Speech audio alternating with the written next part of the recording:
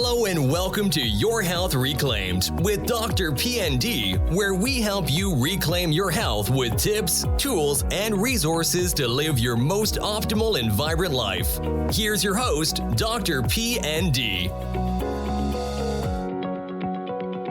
Hello and welcome everyone to Your Health Reclaimed. This is your host, DrPND, and today we are going to do a quick podcast on sleep. Now, I know this subject has been beat to death pretty much.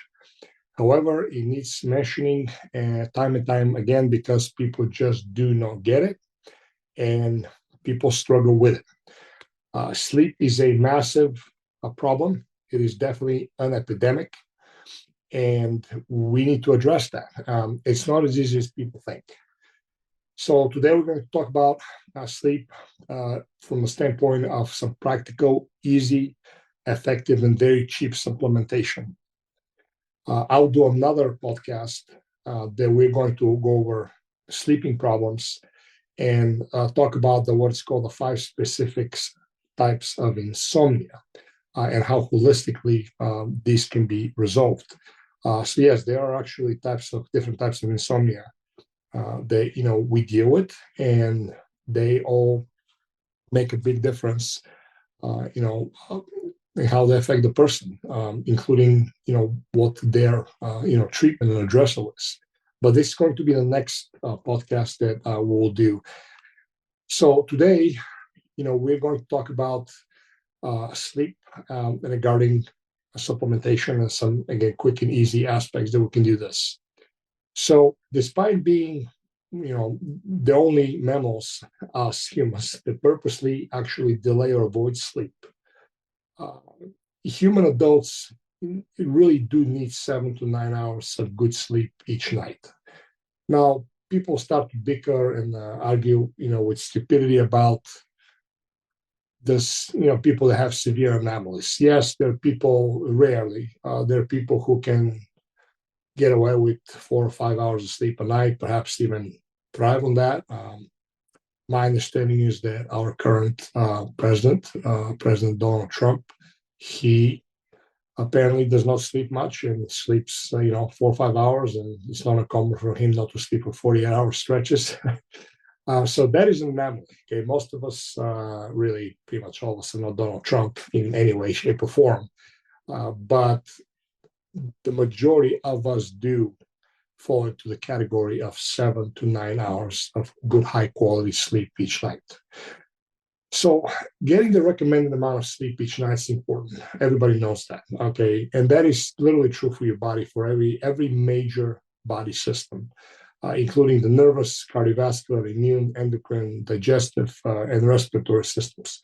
Sleep is so fundamental to normal human physiology that if an individual is kept awake for 17 hours or more, actually their motor performance can be impaired as much as if they had a blood alcohol level of 0.05, which is ultimately the legal limit, or close to it, which is 0.08, I believe. But ensuring adequate sleep can be as simple as creating a simple sleep routine. Again, with literally millions of Americans suffering from sleep disorders like insomnia, which obviously has been linked to numerous chronic health conditions like heart disease, diabetes, Alzheimer's disease, dementia, obesity, you name it. So having a solid sleep routine may be just the key to a more helpful life in general. Again, sleeping is a complex issue. It doesn't have to be, but for many people is. We'll talk about the 5 types of insomnia next time. But for now, we're just going to focus on some of the most basic stuff that you can do. So the key is to resetting your sleep routine, right? That's what we're going to kind of focus the most today. One, sleep stacking supplements, especially magnesium. So everybody knows about magnesium. Magnesium is sold, especially the last probably 15 years, insane mega quantities, and for a good reason. Magnesium is a very important mineral. It's a macro mineral, not a micro. It's a macro mineral, like calcium, and it's needed for over at least 300 different biochemical reactions within the human body, at least that we know of.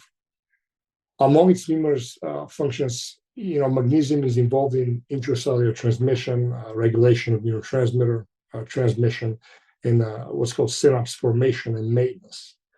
Magnesium status, can also influence the body's response to stress and sleep. That's why a lot of magnesium is primarily used for stress and sleep. It's exactly the reason why. Interestingly, though, magnesium levels have been reported to be lower in patients with chronically disturbed sleep, such as obviously those who suffer from obstructive sleep apnea, right? So obstructive sleep apnea is a big problem for a lot of people, especially people that are obese, overweight, and for people that consume alcohol.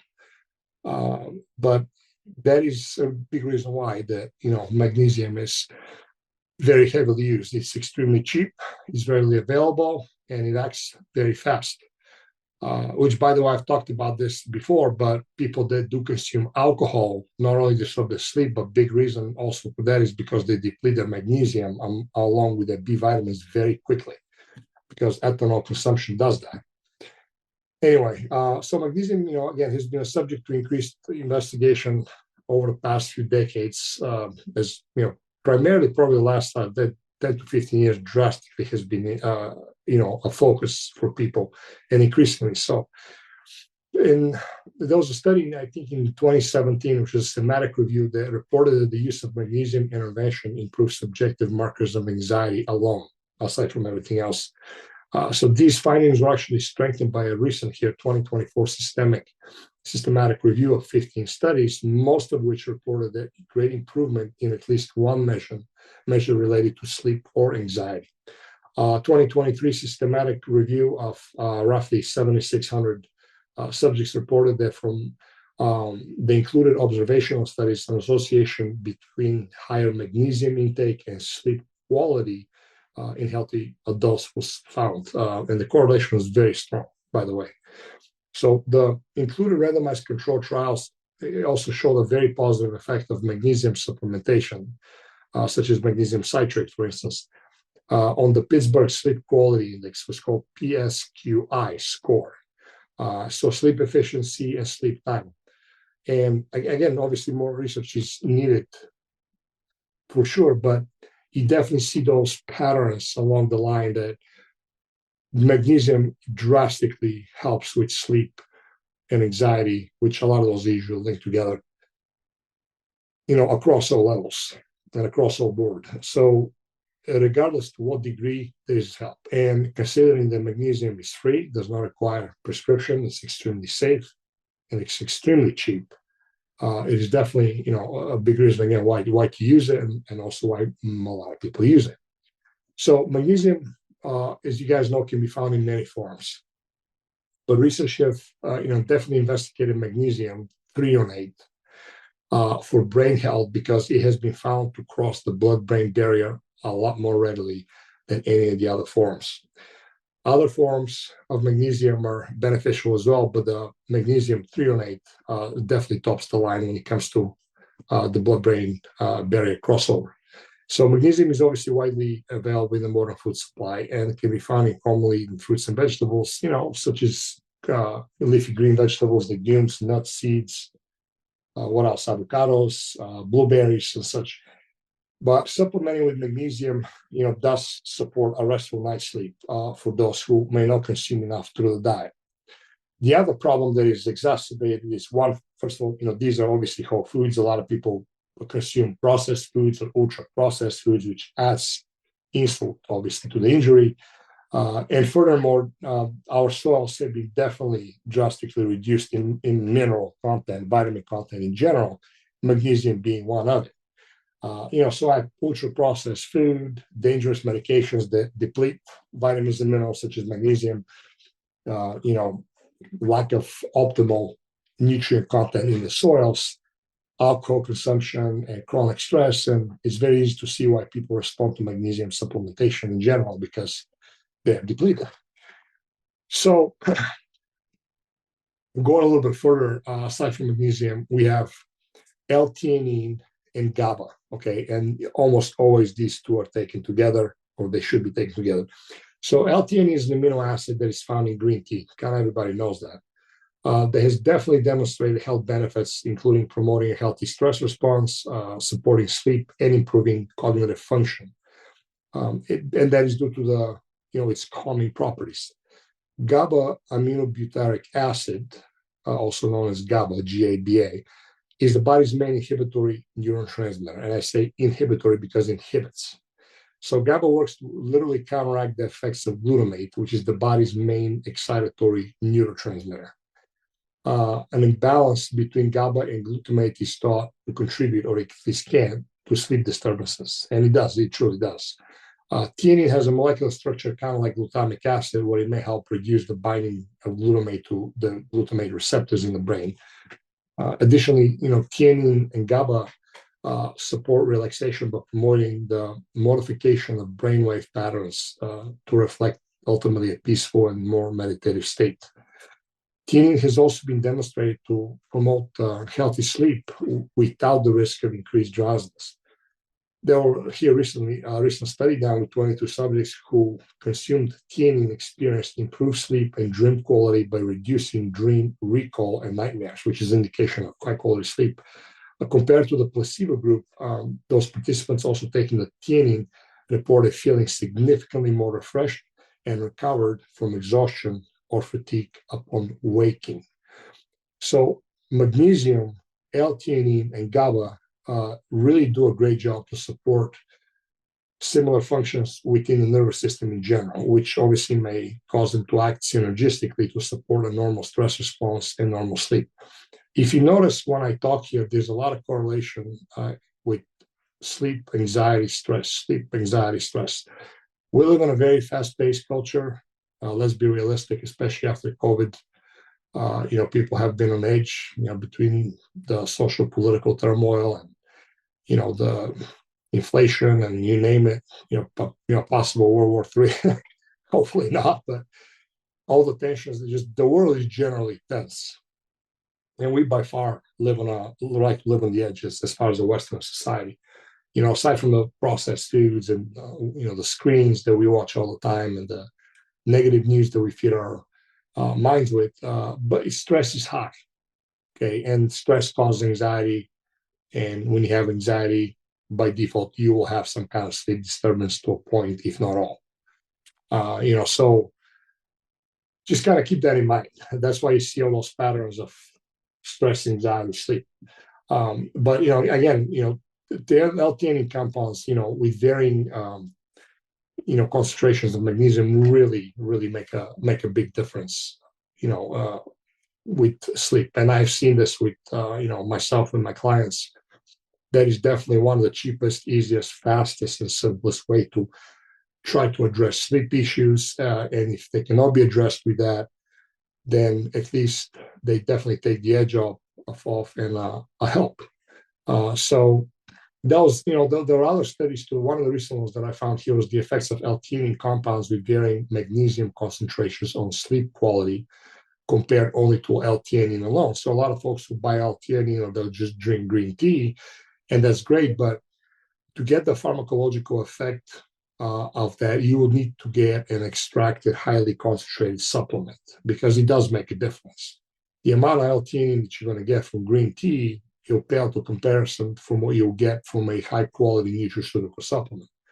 But anyway, so the sleep duration and sleep latencies were measured in that study, and the strongest effects were seen for the magnesium and L-theanine together, where sleep duration increased and sleep latency decreased by far.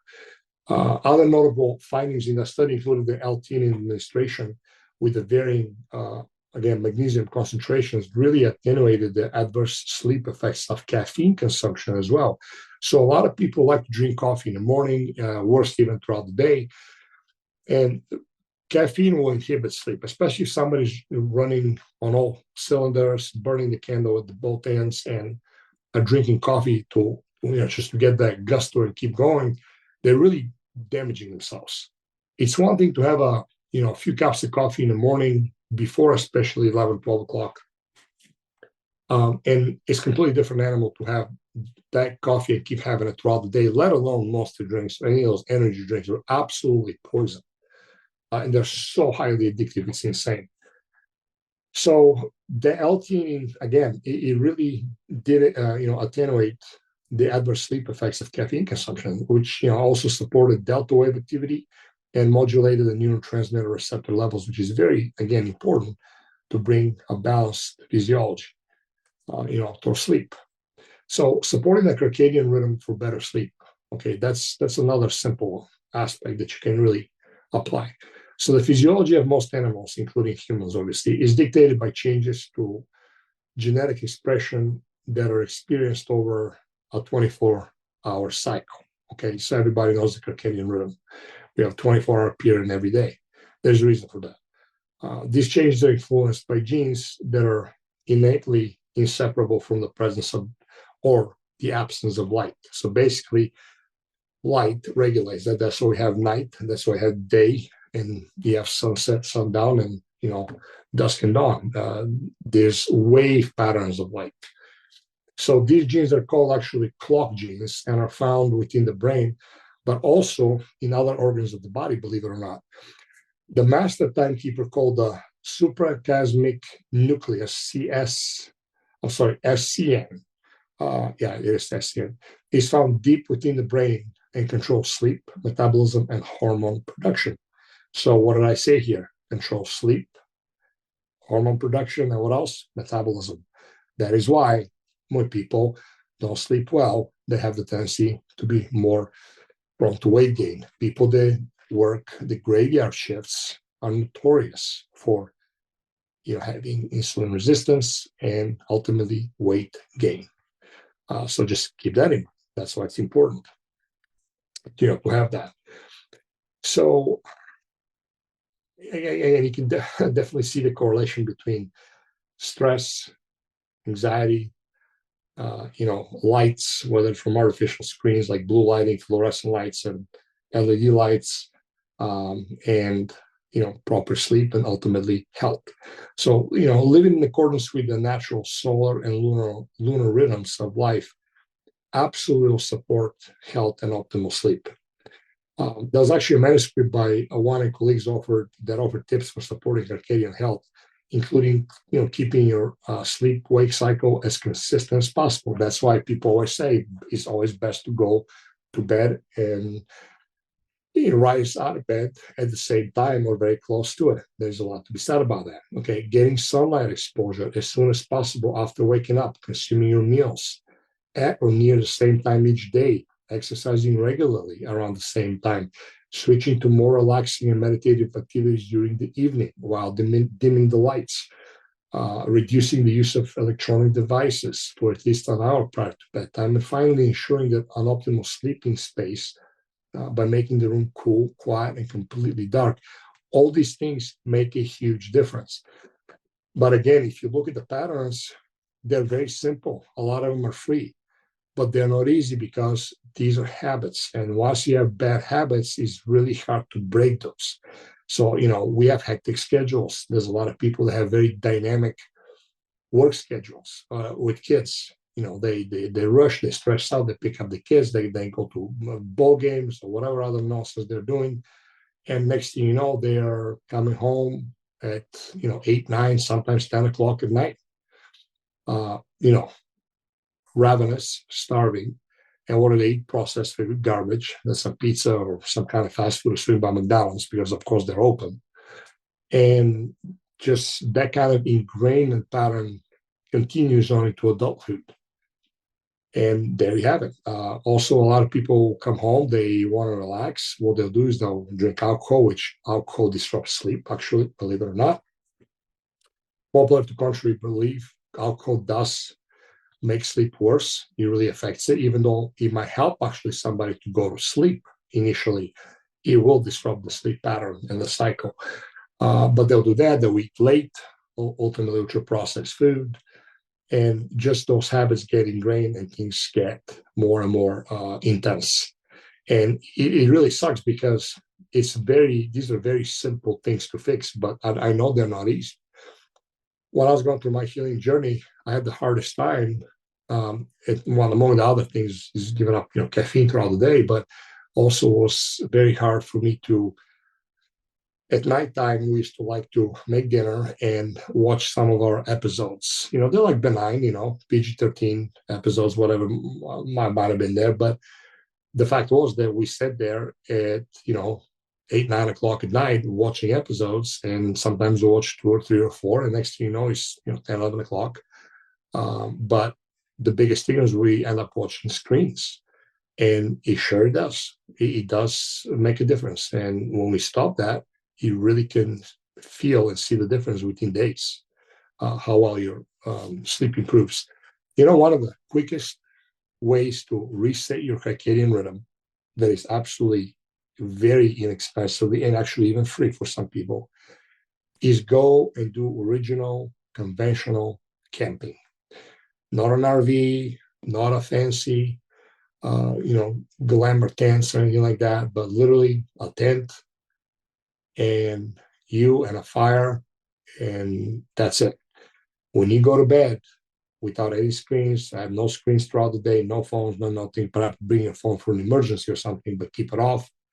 But the bottom line is, when you get, do camping, you go into the circadian rhythm pattern, because when it gets night, trust me, fire is not going to light up the way that much. And not only that, it will have zero to no effect, little effect to of your sleep.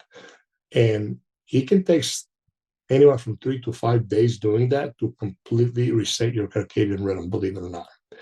So not only are you going to have, the positive benefits in nature, the quietness, the natural sound, the fresh air, no activity, no hecticness, but you also have to,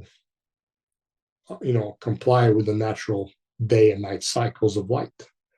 And that resets your circadian rhythm like nothing else does. So if you like camping, or if you're able to make yourself do it, give this a fair shot, because you'd be really amazed at how effective that is. People back in the day, especially in Europe, they used to have those sanitariums, and they were either built in the woods, somewhere beautiful, peaceful countryside valley, or by the sea, where small towns are very quiet or even remote. And part of their healing was, aside from the food and relaxation and quietness, was actually spending time in nature and going to bed when the light got dim. No fire, no candles, nothing. So when it started to get dark, people go to bed, and they'll naturally wake up with a natural light. And that was actually part of the prescription for healing. And it worked wonders, because, again, you do not have, those bad habits that interrupt. Blue light from screens, just general LEDs, fluorescents, you name it. Unfortunately, they do affect people. Some people, like anything else, are a lot more sensitive to those than others. Some people might not even get to the point that actually really feel it, but on a low grade, deep level, it affects their sleep. And add stress to that, add anxiety to that, add processed food to that, add alcohol to that, and no wonder why people have sleep problems. And it's really interesting, because, when I give advice to people, a lot of people obviously will listen, they'll thank me for it, they'll try to apply those, and, they know it's not easy. They see that, they find it out. But I have so many people that sit there and argue with me. And, yet they know it all, but, they keep struggling and suffering, and they always say, oh, it's on the blue light. Well, I don't really watch blue light, or I don't have that much exposure. And they do. They're delusional. So really, ultimately, people like that, they just can't be helped. But it is a real thing. These patterns that we live with, those artificial lights, are insane. They have increased drastically. The fluorescent lights came, probably, my knowledge, at least, like on a mass level 30, 40 years ago. And the LED lights, when they came in, like 15 years ago, whatever it was, now they're everywhere. At least almost nobody had fluorescent lights in their house. It might have been in the garage or a workshop, maybe outside, obviously the big chain stores when you walked in, but nobody really had it, give or take, in their living room or the bedroom. One, they were ugly, and two, nobody really, did that. But those LED lights now that they have, they're not only in stores and everywhere, but they're everywhere in your home, literally. And they really, really hurt. Even conventional ophthalmology actually recognizes the deleterious effects of LED lights. and how they actually can and will lead to macular degeneration and other ophthalmic problems. So I really, guys, encourage you, if you can, really take seriously this. Add magnesium, threonate, add l-theanine, add GABA. I cannot give you, milligrammage wise and dosing because everybody reacts differently. Those have to be adjusted based on the person's unique situation and symptoms, and also, history of insomnia and other factors. But generally speaking, apply those, get those, and, go up in the dose if you don't feel any effect. You'll eventually find your good dose. The key is obviously having to, buy proper and high quality supplements that contain what they say they contain, and the product itself is of high quality and high absorbability. If you guys have any questions, reach out to us. I'll, have great products. I'll send you the link. Exactly what you need to take. I'll be able to advise you exactly how to take it, and you will see the benefit. But again, this is one of the easiest, fastest, and cheapest ways to begin to start to address sleep.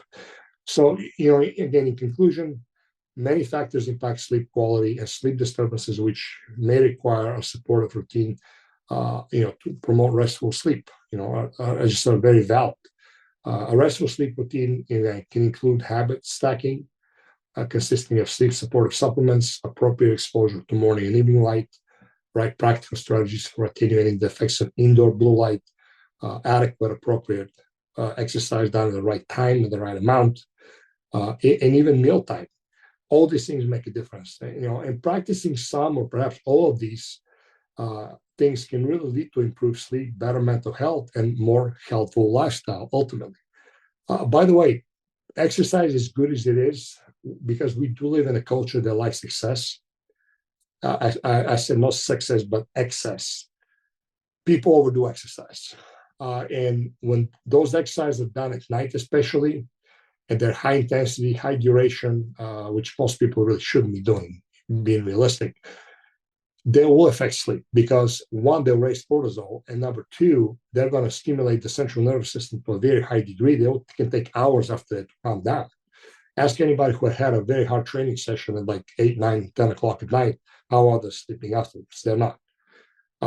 If it's in the morning, that's better because obviously you have, more time for the cortisol to come down and for the CNS to come down, depending. But then again, a lot of people go from a hard workout at CrossFit at 5:30 in the morning, then get another cup of coffee before work, and they keep on sipping coffee and running 100 miles an hour, and eventually they crack. And I've seen it time and time again. Even though they might feel better with the exercise initially, of course, naturally with the endorphins, they, and get the benefit of the exercise physiologically, eventually they'll crack and they'll start backsliding and having problems. So be careful with the exercises. There's so many things that really have to be, in putting proper perspective and effect in order to address sleep issues. That's why it can get complex. So I really admonish you to really pay attention to the sleep patterns. And again, you don't have to do everything at one time. Just start with one thing for like the next couple of weeks. Get the magnesium, get the L-theanine, get the GABA. See how that helps you. Okay. After a couple of weeks, once you get your dosing right and you see the improvement, then add another habit. Perhaps next I'll take out the blue lights at least an hour before you go to bed. There's a company called Black Blue Light that I have purchased glasses from, and they have glasses that block blue light during the day for screen time, also when you work on a screen. Then they have nighttime blue light blocking glasses that basically when you're done working and turn the screens off, even your natural light at home, or not natural, I'm sorry, the LED light at home, even if you have a dimmer, it still will affect you. So those glasses are done to be worn at nighttime to kind of help you naturally transition you, or as natural as possible, transition you, to a better sleep pattern by mimicking the dimming light of, sunset, and when night comes upon. So there's a lot of little simple and again very inexpensive things that you can do. Most of those things are habits, but one thing at a time. Add it for a week or two or three, master that, then go to the next thing. Eating a big meal before bed, not a good idea. Also, a lot of people avoid carbs at night. Yes, if you have an aggressive fat loss goal, of course, yeah, that's definitely warranted, although that can affect sleep. But if you don't, eating a healthy meal that has good amount of healthy carbohydrates, not sugars, but healthy starch like rice or potatoes or yams, a healthy quality protein source, and good healthy fats, that really will stabilize your blood sugar, because what you're creating with a good ratio of protein, carbs, and fats, you're creating what's called a healthy, stable, low glycemic load meal. So you're not going to get a sugar spike and then get dropped down, or you get, sometimes people get reactive hypoglycemia if they no carbohydrates whatsoever. But carbohydrates also help release serotonin at night. So it really calms the central nervous system down and really helps the brain. It's a lot easier and more efficient for the brain to actually use healthy starch carbohydrates from healthy foods like rice, potatoes, yams, so forth, than it is to break body fat down and use that for fuel. Ultimately, breaking body fat down into ketones and using the ketones for energy.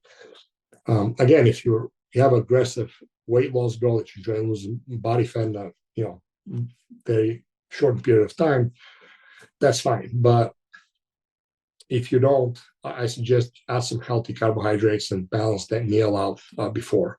And again, at least 2 hours before you go to sleep.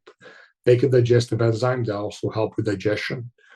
And all these little things make a big difference. And I understand that there's not something that's going to change overnight. I understand that everybody's got lives, and we have different scenarios, and a lot of times we have to react to situations. But start somewhere. Okay, start somewhere. Start, because remember, the goal is not perfection.